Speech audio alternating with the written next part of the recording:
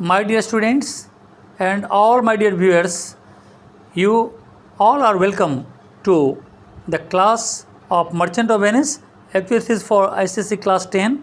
Merchant of Venice का ये act 4 scene 1 है और ये इसका कंटिन्यूएशन है. एक्चुअली फर्स्ट पार्ट इसका हम लोग बना चुके हैं लाइन नंबर 1 से लेकर 70 तक, और ये सेकेंड वीडियो 70 से लेकर 140 लाइन तक होगा. तो इस वीडियो को हम लोग देखेंगे, लेकिन इससे पहले स्टूडेंट को आगे वाला वीडियो ज़रूर देख लेना चाहिए, because that is very essential. अगर वो पार्ट समझ में नहीं आएगा तो फिर ये पार्ट भी समझ में आएगा, इसलिए उस पार्ट को देखना बहुत ज़रूरी है. और इसका सारा वीडियो सीक्वेंस में देखने से पूरा सीन समझ में आता है. तो मैं इस वीडियो को स्टार्ट करता हूँ, लेकिन इससे पहले कि मैं इस वीडियो को स्टार्ट करूँ, इसका एक रिकैप देखते हैं कहाँ पर हमने इस वीडियो को छोड़ा था. तो एक्चुअली इस वीडियो में हमने देखा था कि ये जो सीन है वो कोर्ट ऑफ वेनिस में हो रहा है, जहाँ पर एंटोनियो, बेसेनियो, ग्रेशियानो, सेलेरियो है, ड्यूक है और साथ में शैलोक भी. तो इन दोनों के बीच में यहाँ पर शैलोक को पहले रिक्वेस्ट किया गया है ड्यूक के द्वारा, लेकिन ड्यूक की रिक्वेस्ट को उसने ठुकरा दिया है. बेसेनियो रिक्वेस्ट किया है, बेसेनियो की रिक्वेस्ट को भी शैलोक ने ठुकरा दिया है. ये लोग सभी लोग, यहाँ तक कि बड़े बड़े जितने भी लोग वहाँ पर प्रेजेंट हैं, सब ने उनसे रिक्वेस्ट किया है शैलोक से कि अपना केस वापस ले ले, लेकिन किसी की बात को भी शैलोक मानने के लिए तैयार नहीं है. और वो अड़ा हुआ है कि मैं उस पेनल्टी को लूँगा जो मेरे बॉन्ड में लिखा हुआ है. और पेनल्टी क्या लिखा हुआ है तो सबको मालूम है, 1 पाउंड फ्लैश फ्रॉम एंटोनियोज बॉडी. तो अब जब बेसेनियो के साथ जो वो डिस्कस करता है, उसी के बाद हम लोग यहाँ पर छोड़ेंगे. लास्ट डे मैंने छोड़ा था यहाँ पर कि शैलोक कहता था, व्हाट वुडेस्ट दो हैव ए सर्पेंट स्टिंग दी, कि कोई भी आदमी क्या सांप से दोबारा कटवाएगा. काफ़ी हॉट लेवल का डिस्कशन चल रहा था यहाँ पर शैलोक और बेसेनियो के बीच में.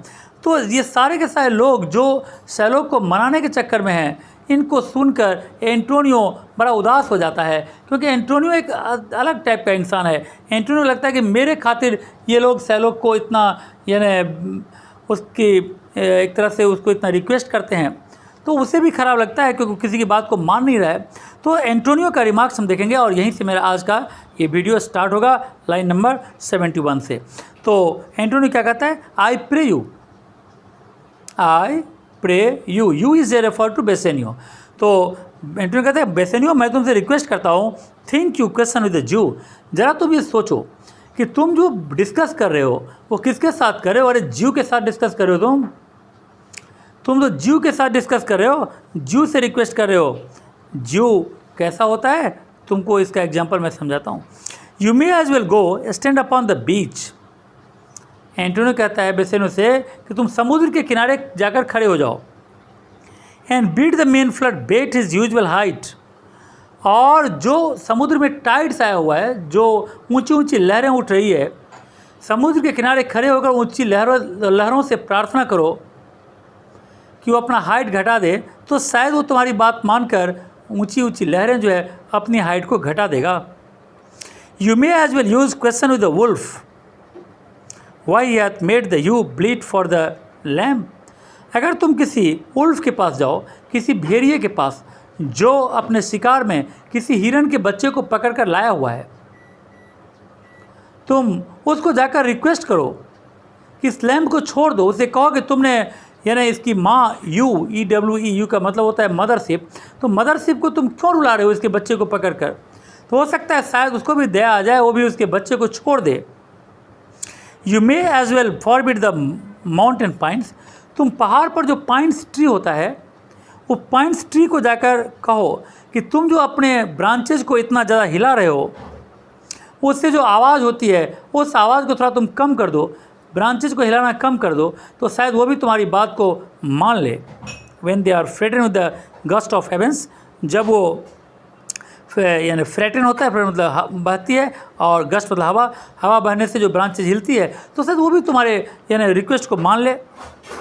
You may as well do anything most hard. दुनिया का सबसे हार्ड से हार्ड चीज़ भी तुम संभव कर सकते हो, लेकिन as seek to soften that, उसको सॉफ्ट किया जा सकता है, than which that is harder जिस जीव सर्ट. क्योंकि दुनिया का कोई भी चीज़ इस जीव के हार्ट से ज़्यादा हार्डर नहीं है. इसका दिल इतना पत्थरनुमा है, इससे कठोर दिल यानी इससे कठोर चीज़ इस दुनिया में कुछ होता ही नहीं है. Make no offers. इसीलिए बेसेनियो मैं तुमसे कहता हूँ, एंटोनियो कह रहा है बेसेनियो से कि मैं तुमसे कहता हूँ अब इसको कोई और ऑफर मत दो। यूज़ नो फर्दर मीन्स, और कोई तरीका भी इसको सॉफ्ट करने का, समझाने का अब अख्तियार करने की ज़रूरत नहीं है। But all brief and plain conveniency let me have judgement, बल्कि पूरे शांति मन से, पूरे एकदम सही सही तरीके से मुझे इसका जजमेंट जो है वो स्वीकार कर लेने दो, और जीव को इसका जो विल है वो इसे ले लेने दो, यानी जो ये चाहता है वो इसे कर लेने दो। मैं जो भी जजमेंट आएगा मैं उसको स्वीकार करने के लिए तैयार हूँ, इसका भी इसका जजमेंट यानी पेनल्टी जो चाहता है हम देने के लिए तैयार हैं। बेसेनियो कहता है शैलोक से, for the 3000 ducats here is 6, तुम्हारे 3000 सोने के सिक्के के बदले मैं तुमको 6000 ducats यानी 6000 सोने का सिक्का देने के लिए तैयार हूँ, यानी डबल अमाउंट देने के लिए मैं तैयार हूँ। शैलोक कहता है, तो क्या शैलोक इस डबल अमाउंट के ऑफर को मान लेगा? देखते हैं शैलोक क्या कहता है। शैलोक कहता है इफ़ एवरी ड्यूकेट इन 6000 ducats, ये 6000 ducats में जितने भी ड्यूकेट्स हैं उसके प्रत्येक ड्यूकेट्स को अगर 6 पार्ट कर दिया जाए और उसके हर एक पार्ट को एक ड्यूकेट मान लिया जाए, तब पर भी I would not draw them, मैं अपना ये केस वापस नहीं लूँगा। I would have my bond, मुझे सिर्फ और सिर्फ मुझे बॉन्ड चाहिए, मतलब बॉन्ड में जो पेनल्टी लिखी हुई है मुझे सिर्फ वो चाहिए। यानी यहाँ पर 36,000 ड्यूकेट्स को भी इसने रिजेक्ट कर दिया, इस ऑफर को भी। ड्यूक कहता है how shall the hope for mercy rendering none, Duke कहता है कि तुम किसी से दया की उम्मीद कैसे कर सकते हो जब तुम खुद दया नहीं करते, जब तुम किसी पर मर्सी नहीं करते, दूसरे से मर्सी की एक्सपेक्ट क्यों करते हो? चलो कहता है what judgment shall I dread, मुझको किसी का डर नहीं है और मैं किसी जजमेंट से डरता भी नहीं हूँ। कौन व्यक्ति जजमेंट से डरता है? ईश्वर के न्याय से कौन डरता है? जो गलत करता है। मैं कोई गलती करता ही नहीं हूँ तो ईश्वर के न्याय से मुझे डरने की ज़रूरत ही नहीं है। यू मे अमॉन्ग यू, अब इसको वो कई तरह के एग्जाम्पल समझाता है और कहता है you may among you many a purchased slave.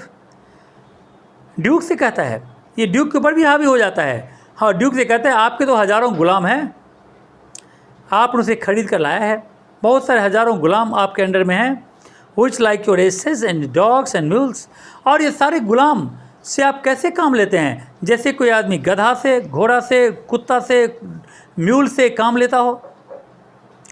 You use an abject and slavish part, इससे आप क्या करते हो? एकदम नीचे से नीचे डिग्रेडिंग, एब्जेक्ट का मतलब होता है डिग्रेडिंग एंड स्लेविश पार्ट मतलब नौकरों जैसा, तो आप नीचे से नीचे स्तर का काम, एकदम नौकरों जैसा काम आप इसे करवाते हो। क्यों ऐसा क्यों करते हो आप? बिकॉज यू बॉट देम, क्योंकि आपने उसे खरीदा है। ऐसा आप क्यों करते हो? क्योंकि आपने उसे खरीदा है। शैल आई से टू यू, अगर यही बात मैं आपको कहूँ, अगर मैं आपसे ये कहूँ कि लेट देम बी फ्री, आप इन सारे गुलामों को आज़ाद कर दीजिए, marry them to your heirs, आपके जो बेटे बेटियां हैं ना उसके साथ आप इसकी शादी करवा दीजिए। Why sweat the burden under, और इससे आप इतना भर दिन पसीने के साथ ये काम करता है, इससे इतना काम आप क्यों लेते हो? मैं अगर आपसे ये कहूँ कि let their beds be made as soft as yours, इसके बिस्तर भी आप उतने ही सॉफ्ट बनवा दीजिए जितने कि आपके बिस्तर सॉफ्ट हैं। Let their palates be season with such viands, इसकी खाने के प्लेट को इतनी अच्छी तरह से सजा दीजिए जितना अच्छी तरह से आपका प्लेट सजाया जाता है। अगर ये सारा चीज़ मैं आपसे कहूँ तो आप इसका क्या जवाब दोगे? मुझे मालूम है आपका जवाब। आप जवाब दोगे द स्लेव्स आर आवर्स, अरे गुलाम मेरा है, ये गुलाम मेरा है। So do I answer you, इसीलिए इसी तरह से मैं भी आपको जवाब देता हूँ। The pound of flesh which I demand of him, कि वो पाउंड ऑफ फ्लेश जो मैं इस व्यक्ति से डिमांड कर रहा हूँ, इज़ डियरली बॉट, इसको मैंने बड़े ही ऊंचे दामों पर ख़रीदा है। ये मैंने बहुत ही ऊंचे दामों पर ख़रीदा है। इट्स माइन, वो 1 पाउंड फ्लेश किसका है? मेरा है। And I will have it, और मैं लेकर रहूँगा। इफ़ यू डिनाई मी, अगर आपने वो पाउंड ऑफ फ्लेश मुझे देने से इनकार कर दिया तो फायर अपॉन योर लॉ, धिक्कार है आपके कानून पर। There is no force in the decrees of Venice, Venice के कानून में ऐसी कोई ताकत नहीं है। मैं ये समझ लूँगा कि डिक्री मतलब होता है लॉ, तो वेनिस के लॉ में, वेनेशियन कानून में ऐसी कोई फोर्स यानी ताकत नहीं है, मैं ये समझ लूँगा। आई स्टैंड फॉर जजमेंट, मैं यहाँ पर न्याय के लिए खड़ा हूँ। मैं यहाँ पर इस कोर्ट में न्याय के लिए आया हूँ, जवाब दीजिए, शैल आई हैव इट, क्या मुझे आप न्याय दोगे या मुझे आप न्याय नहीं दोगे। अब ड्यूक भी बेचारा मजबूर हो गया। शैरलॉक ने अपना और रूप ले लिया। ड्यूक कहता है upon my power I may dismiss this court, अपने पावर का इस्तेमाल करते हुए मैं इस कोर्ट को डिसमिस करता हूँ, यानी आज की कार्रवाई को मैं बंद करता हूँ तब तक के लिए जब तक कि unless Bellario A learned doctor whom I have sent for to determine this case come here today, कि जब तक लर्नड डॉक्टर बेलेरियो, जिसको मैंने बुलाया है इस केस में अपना पक्ष रखने के लिए, या ये कहें कि अपना मुझे उचित परामर्श देने के लिए, मैंने अच्छी एडवाइस के लिए उसको बुलाया है, तो जब तक वो नहीं आ जाता तब तक मैं इस केस का कोई फैसला नहीं कर सकता। एक्चुअली यहाँ पर डॉक्टर बेलेरियो को बुलाया है ड्यूक ने, उनसे राय लेने के लिए, एडवाइस लेने के लिए कि इस केस में क्या फ़ैसला दिया जाए, और यहाँ पर बेलेरियो यहाँ पर आने ही वाला है, तो यह बुलाता है। सेल्यूक कहता है माय लॉर्ड, अब सेल्यूक कहता है oh my Lord here stage without A messenger, यहाँ पर पहले से एक मैसेंजर आया हुआ है, एक मैसेंजर आया हुआ है जिसके हाथ में लेटर है। किसका लेटर है? From the doctor, doctor of law, doctor of law मतलब यहाँ पर बेलेरियो है, तो बेलेरियो का लेटर लेकर ये मैसेंजर, ये जो मैसेंजर आया हुआ है and not come from Padua, और अपने आप को कहता है कि मैं पाडुआ से आया हूँ। तो पाडुआ से डॉक्टर बेलेरियो का लेटर लेकर एक मैसेंजर यहाँ पर आया हुआ है, अगर आप परमिशन देंगे तभी अंदर आएगा। ड्यूक कहता है bring us the letters, letter को लेकर आओ, एंड कॉल द मैसेंजर, और ये जो मैसेंजर है इसको यहाँ पर कोर्ट के अंदर तुम बुलाओ कि ये क्या कहना चाहता है।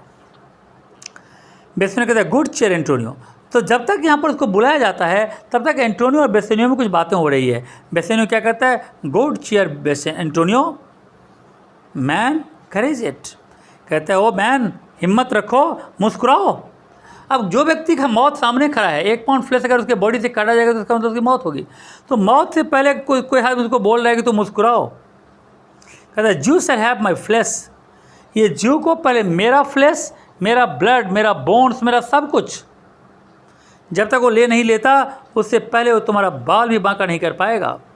Before thou shall lose for me 1 drop of blood, मेरे खातिर तुमको अगर अपने बॉडी का एक बूंद भी खून गंवाना पड़े तो इससे पहले मैं अपना फ्लेश, अपना ब्लड, अपना बोन्स, सब कुछ कुर्बान कर दूंगा। एंटोनियो कहता है नहीं ऐसा तुम मत करो।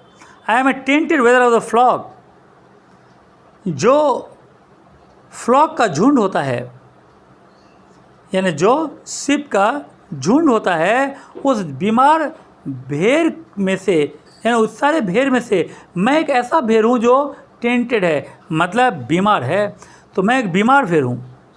मिटेस्ट फॉर डेथ, जिसका मर जाना ही सही है।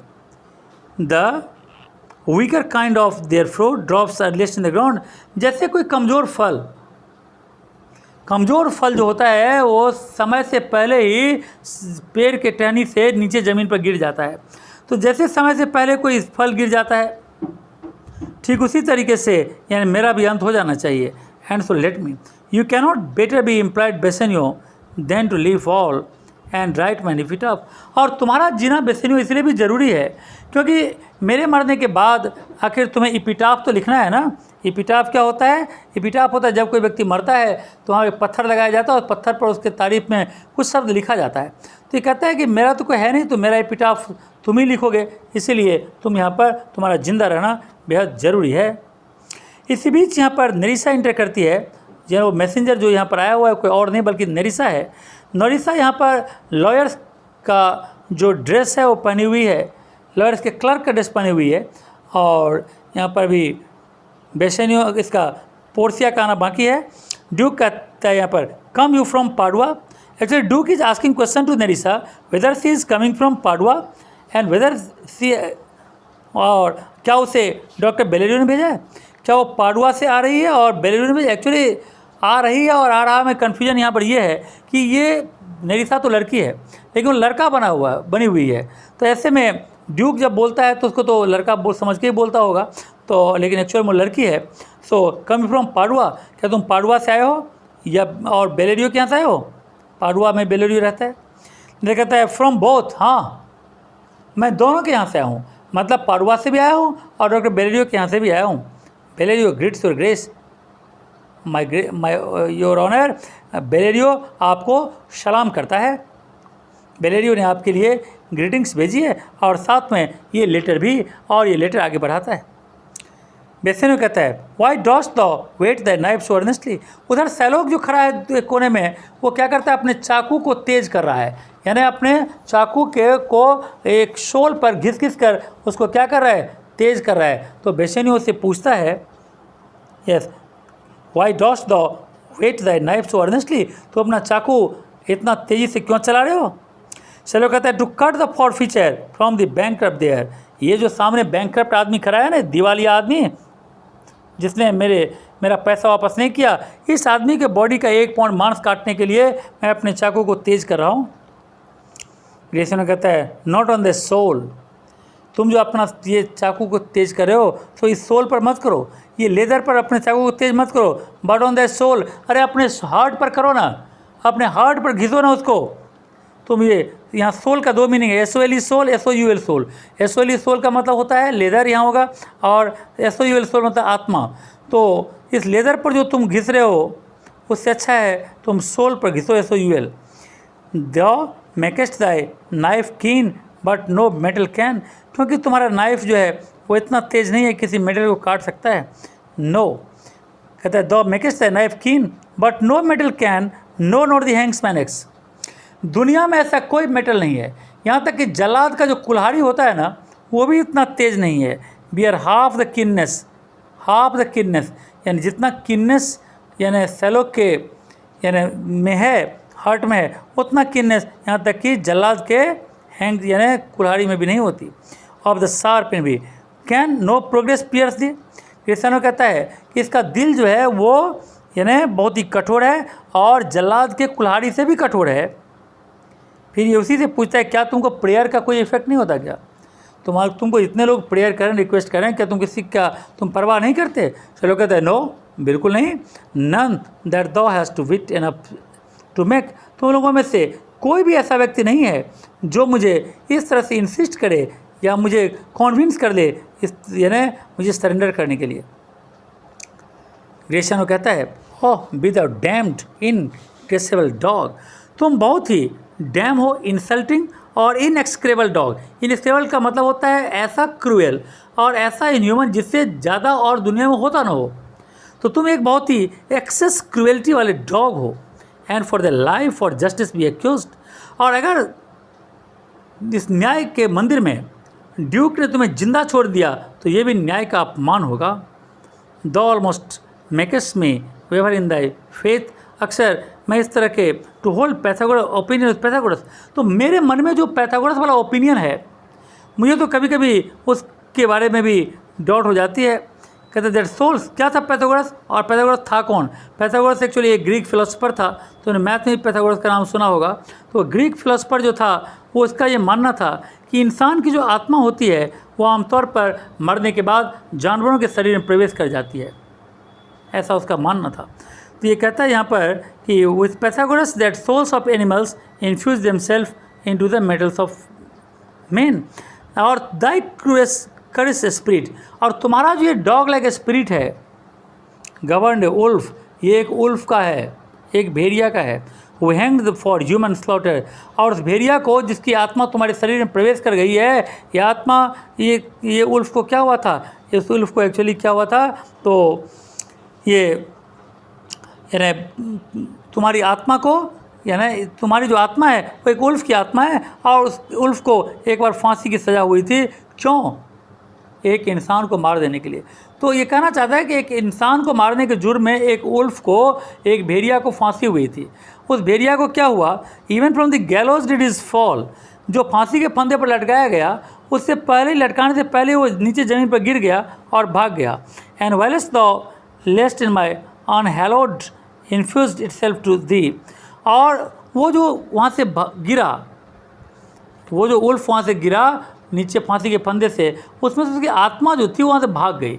भागते भागते सैलोक की जो माँ थी उसके पेट में समा गई।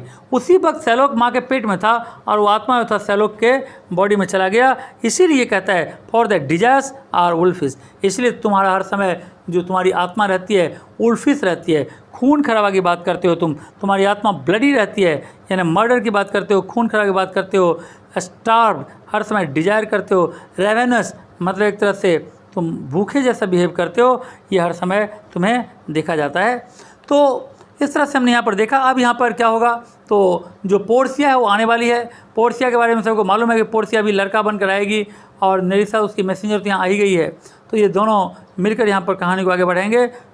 आज के वीडियो के लिए हम लोग को यहीं पर अंत कर देना होगा। Thank you. अगर तुम्हें ये वीडियो अच्छा लगे तो तुम इसे ज़रूर लाइक और सब्सक्राइब करना। Okay, thank you very much.